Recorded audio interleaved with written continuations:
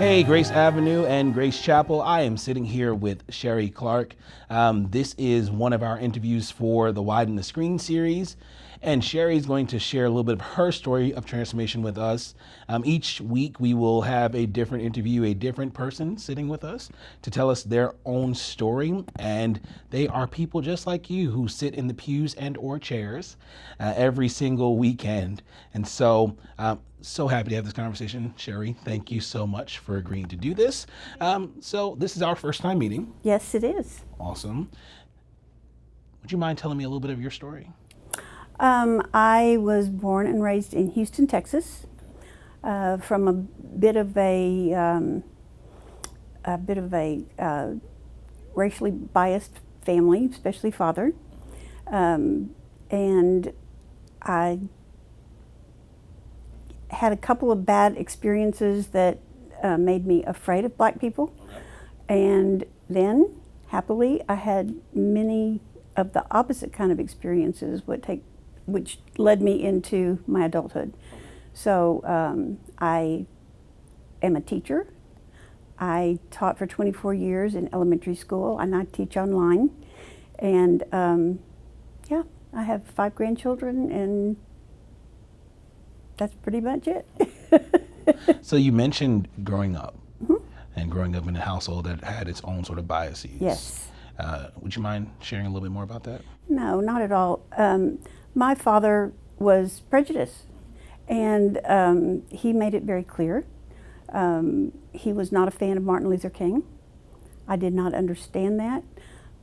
I was uncomfortable when I would see white and black water fountains. Okay. That made me very uncomfortable, especially because they didn't look the same. I mean, it was one thing to separate them racially, but then it was like one was obviously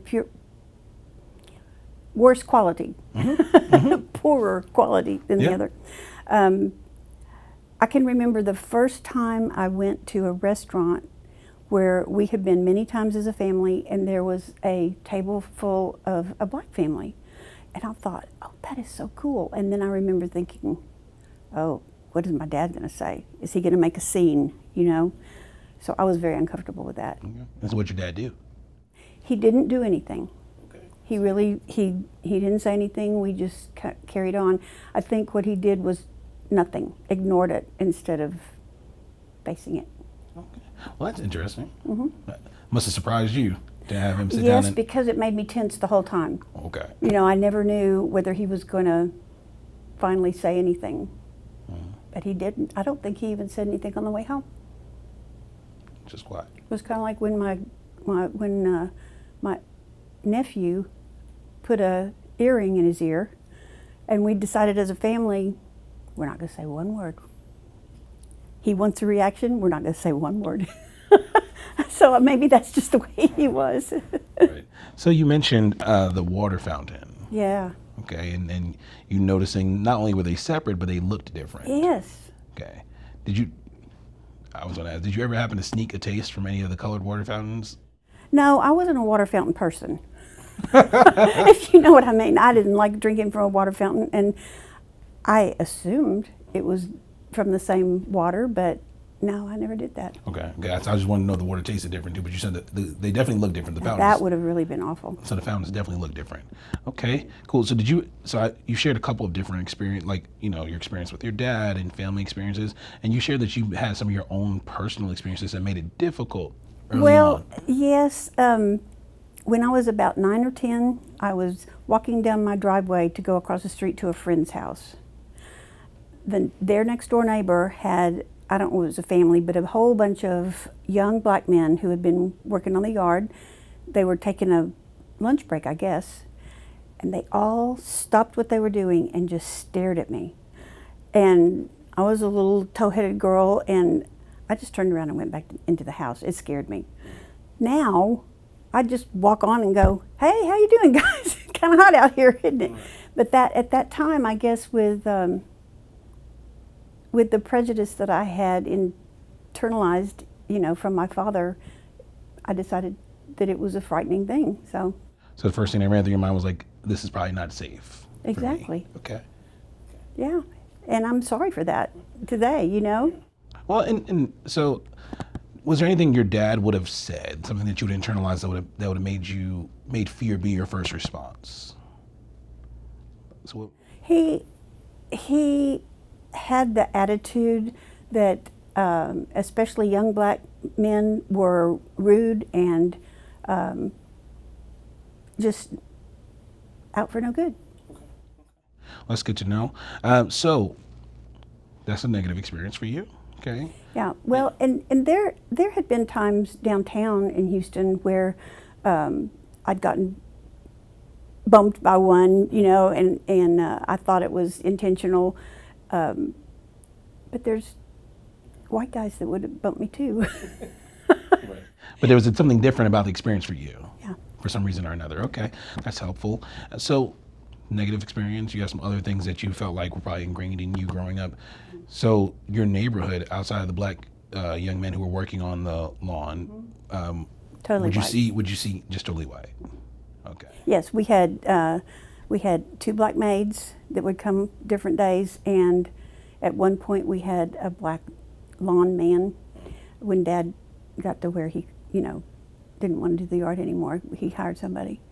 But no, the work people were the only blacks that I experienced in the neighborhood. So your first experience. So when was your first time actually interacting with someone who's black? Outside of a one-off conversation. Socially Yeah. interacting. Mm-hmm. I don't think there were even any that I interacted with in my college. So I guess when I was working as a teacher, there was an aide there. This is interesting to me. There was an aide working, and we had gotten to be friends. She worked in the special ed room and would bring children with needs into my classroom for their time with the normal students. And I thought we were kind of friends. I ran into her at a mall close to my house, and I said, well, why don't you come over for some tea?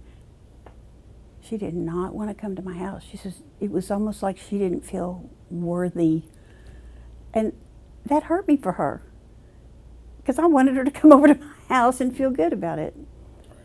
So There's still some social distance, even though you guys were working in the same workspace. Mhm. There still felt like there was some social distance. She right? did. Right. So for her, I would have right, gone to her house. Right, but for some reason she didn't want to come to yours. Mm-mm. Right.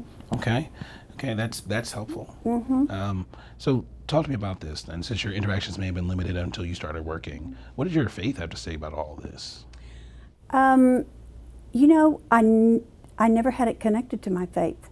It was more what I knew about what God wanted. I kind of made my own connection. I just felt like it was wrong. I just felt like it didn't hold merit to separate people, because they were people, and God loves all people. They're all God's people. So until I got to this church and Billy actually stated it, it's openly discussed. I just think that I just kind of went with my heart, the way I felt about it. So that's helpful. Yeah. And so you went with your heart, and it's probably something as simple as God loves all people. Right. Right. And so that is kind of like a base claim. You don't need a whole bunch of like scriptural study for that. Exactly. And then I started having wonderful experiences. Little black kids in my school and my classroom were so precious. And I'll never forget when there was a little black girl in my class, and we were talking about history. And we were talking about the Civil War and slavery.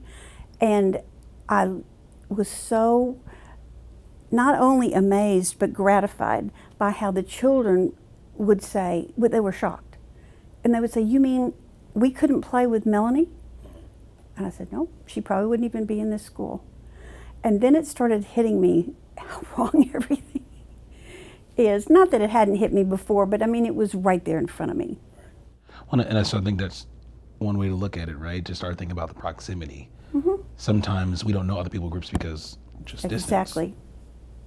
Exactly. And then when I really, the experiences that I have had with black people in my adult life have just completely solidified my admiration for them. After I retired, I had a little daycare in my home, and my grandchildren were the only ones that had all white parents. I had, my neighbor was a white lady married to a Hispanic, and then there were 2 white women married to black men. I loved that for my grandchildren because there was just no difference. We just all played, we were just all people. And I loved it that they were so close and such good friends with these children that were not of their race. And it didn't make, there wasn't anything to it. And I was like, right. So is it fair to say the more you experienced people, right, Exactly. as people, the less you held on to what things you might have been taught, Exactly. right? Because you had an opportunity to be with them. Right. And so, And they are just people. And there are good people and there are bad people everywhere. So to generalize and have fears or prejudices just on what you hear is just wrong. I feel the same way about other people that have differences too. They're still God's people, right? so thank you for sharing. Oh, Cheri. well, you're welcome. And for reminding us, right, that God loves all people. He does. Right, and so we have to start expanding our definition of what all actually means. Right. Well, Jesus didn't hang out with only the, what do you say, cream of the crop, people like him, whatever. No, he was always with the people that needed loving. Yeah. So. Well, Cheri, I think we all need love, so thank you so much. I think so too. It doesn't matter, does it? No, it doesn't. Thank you so much for your time. Oh, you're so welcome. Thank you.